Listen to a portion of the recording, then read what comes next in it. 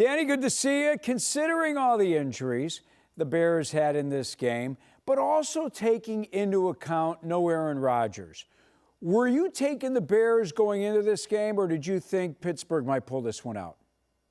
Oh, listen, you're a 3-point favorite in the NFL. It's basically the definition of a coin flip, and that's what we saw in the game. But I think if you are at the point right now with the Bears where you're complaining about victories, that tells you how successful the season has been.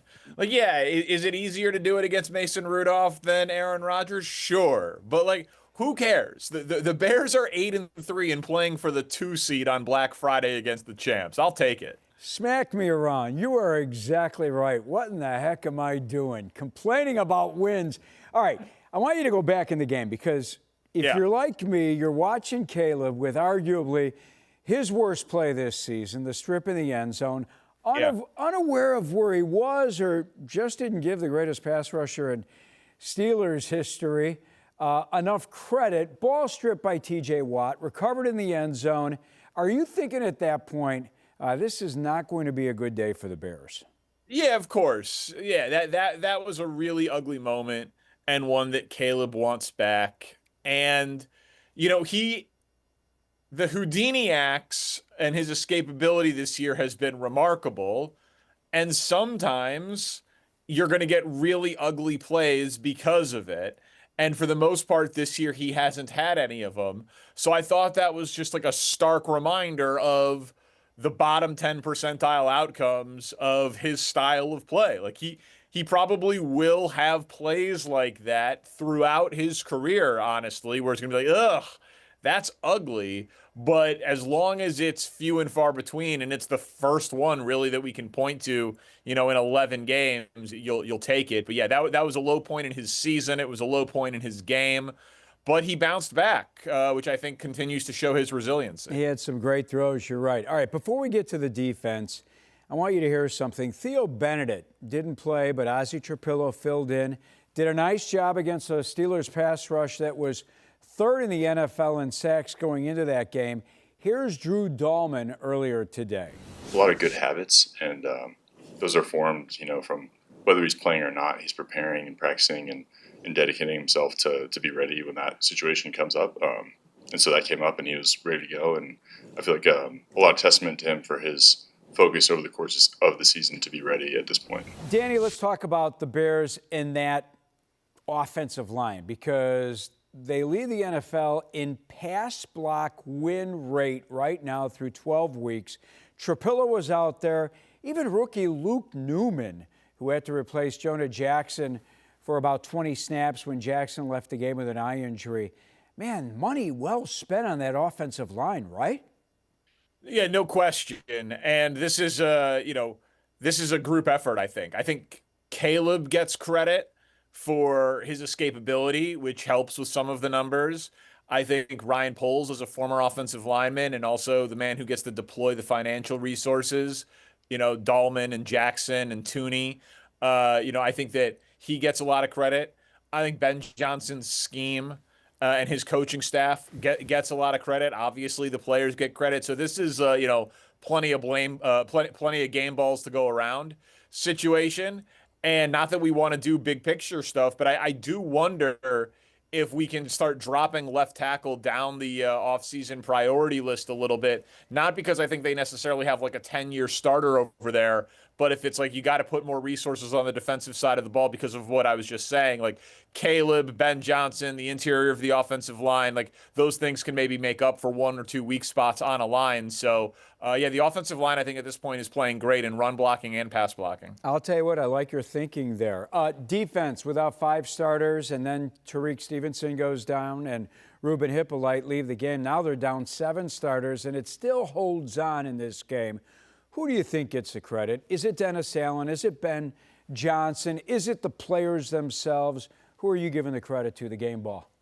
Yeah, I think Dennis Allen, it's pretty impressive. I mean, allowing 7 points in the second half of that game, like figuring out how to get better over the course of a game with backups, with a new player wearing the green dot on the helmet, executing it. Like, it just speaks to a well-coached team. Like, I always tend to give players more credit than more, they're the ones actually out there executing. So, certainly I don't want to take anything away from any of the individual performances, and Montez Sweat, did make his presence felt. And that's obviously a big time player who makes a ton of money, making some big plays in a big spot. But I think when you're that far down on the depth chart, and you're getting better over the course of the game and able to course correct mid-game, I think I do have to point to Dennis Allen and what he was able to do there. And by the way, and again, this also points to it was Mason Rudolph, and would they be able to do that if they were playing, the Cowboys offense or Philly this upcoming week, even though they've been having their problems? Like, part of that, I think, is a fortuitous schedule break. But again, that's the NFL. I'm glad that you brought up Mason Rudolph, because I want to throw some reality into the situation. 5 of the last 6 quarterbacks the Bears have gone against do not have even 20 career starts. You brought up Rudolph. He's got 19 now. J.J. McCarthy, who obviously is going through his struggles right now with the Vikings. Jackson Dart, Tyler Huntley, who beat them, and Spencer Rattler. When you look at that list, Danny, does that make the wins less impressive? Yes, of course. But that's football. Like, again, I don't think this is a Super Bowl team, but that doesn't mean that they can't make the playoffs and maybe win a game or two in January and maybe prove me wrong. I mean, the Bears have had the 32nd ranked strength of victory in the NFL, meaning their wins have come against the easiest teams in terms of the teams that are in the playoffs right now. But you know who is right next to them? The New England Patriots, who would be the 1 seed in the AFC and whose quarterback, Drake May, is second for MVP of the whole damn league. So Caleb said it after the game, and it's true. You don't apologize for wins. Like, can we parse it and we say, well, it would be more impressive if they had done this with wins over the Rams, Eagles, Chiefs? Yes.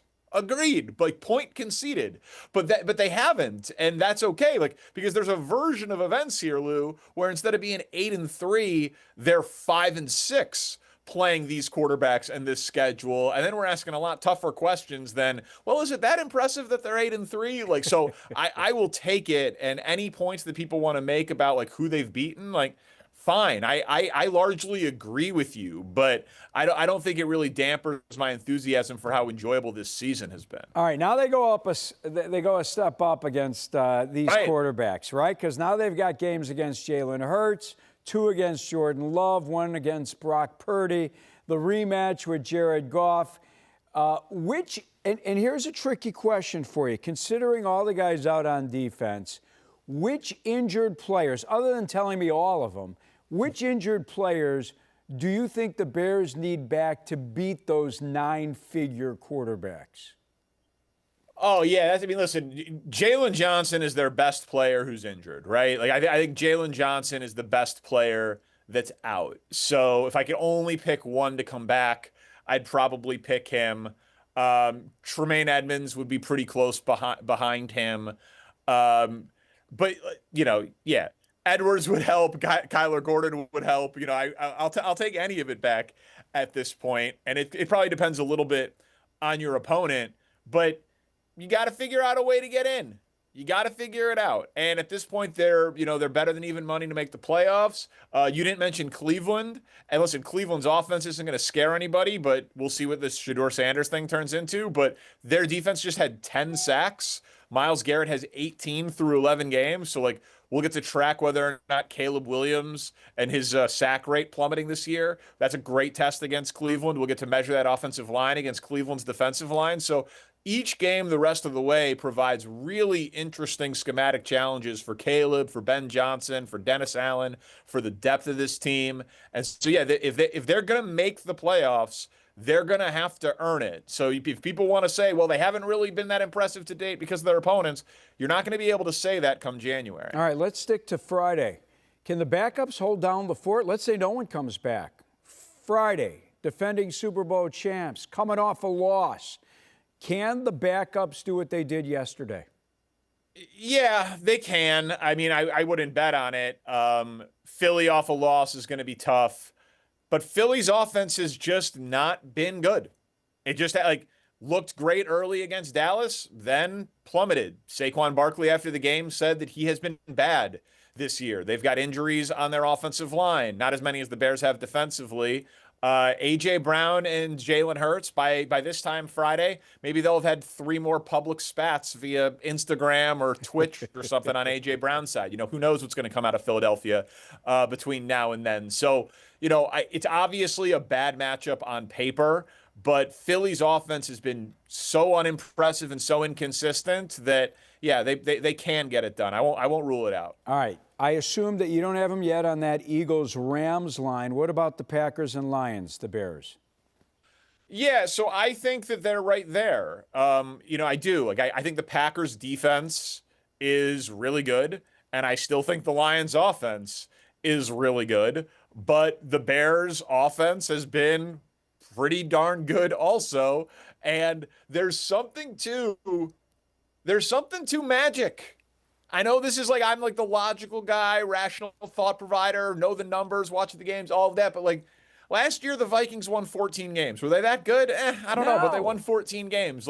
Sometimes it happens. The Commanders were in the NFC Championship game last year. This year, they have 3 wins. And that's not all Jaden Daniels being injured. So the NFL is weird. And sometimes you just have those magical seasons where you wake up and you're like, what? That team won 12 games? And maybe this year that's the Bears. Let's hope so. So I'm going to end with, as I always do, where are the Bears on the Parkins Playoff-Meter? Yeah, I think they're going. I think they're going to the playoffs. 65-35, 70-30, somewhere in there. I know the odds say it's a little less than that, but you got to figure out a way to win 2 more. Got to figure out a way to win 2 more and get to 10. Does 10 guarantee it? No. 11 guarantees it, but I think 10 probably gets you in. And I think Ben Johnson is too good to have this team completely collapse down the stretch. I think they're in. Yeah, I'm with you there. Have a happy Thanksgiving to you and the family. Are you taking the family to the world-famous Macy's Thanksgiving Day Parade there in New York? That seems like an absolute nightmare, Lou. No. Are you kidding? No. Everyone's coming to the house in suburban New York, and we will be, eating from sunrise to sunset and watching football and getting ready for Black Friday, Bears and Eagles. That boy, we will be with you. All right, enjoy the week with the family. Have a great, great Thanksgiving, buddy. Same to you, my friend. Happy Thanksgiving. From Fox 32 Chicago Sports, this is Chicago Sports Tonight.